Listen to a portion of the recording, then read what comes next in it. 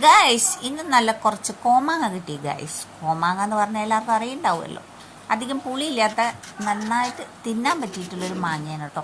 അപ്പം നമുക്ക് തോന്നി ലൈവായിട്ട് കുറച്ച് അച്ചാറുണ്ടാക്കിയാലോ എന്ന്. അപ്പോൾ വീട്ടിലുള്ളവർക്കൊക്കെ നല്ല ഫ്രഷായിട്ട് പച്ചയായിട്ട് കഴിക്കാനാണ് ഇഷ്ടം കേട്ടോ.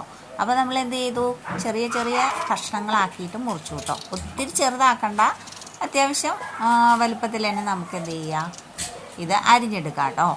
അങ്ങനെ നമ്മളതൊക്കെ അരിഞ്ഞെടുത്തു. അപ്പോൾ കുറച്ചേ ഉണ്ടാക്കണുള്ളൂ. അതിലേക്ക് വേണ്ട കാശ്മീരി മുളക് പൊടിയാണ് കേട്ടോ. അത് നല്ല കളറ് കിട്ടാൻ വേണ്ടിയിട്ടുള്ളതാണ്. എരിവ് തീരെ ഇല്ലാത്ത മുളക് പൊടിയാണ് കേട്ടോ. അതിലേക്ക് നമുക്ക് കുറച്ച് എരിവിന് വേണ്ടിയിട്ട് ഒരു ചെറിയ സ്പൂണ് എരിവുള്ള മുളക് പൊടി ഇട്ട് കൊടുക്കാം. പിന്നെ നമുക്ക് കുറച്ച് ഉലുവാപ്പൊടി ഇടാം.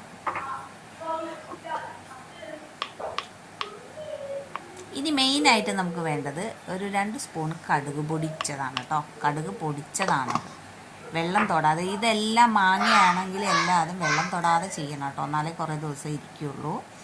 ഇനി നമുക്കിതിലേക്ക് കായം ഒരു 1/4 ടീസ്പൂൺ ഇട്ട് കൊടുക്കാം കേട്ടോ. ഇനി നമുക്ക് വേണ്ടത് പാകത്തിന് ഉപ്പാണ് കേട്ടോ. ഉപ്പൊക്കെ സ്വന്തം അളവിനിടണം. ഇനി നമുക്കതിലേക്ക് ഞാൻ മഞ്ഞൾപ്പൊടിയാണ് ഇട്ട് കൊടുക്കണം, മഞ്ഞൾപ്പൊടി കേട്ടോ.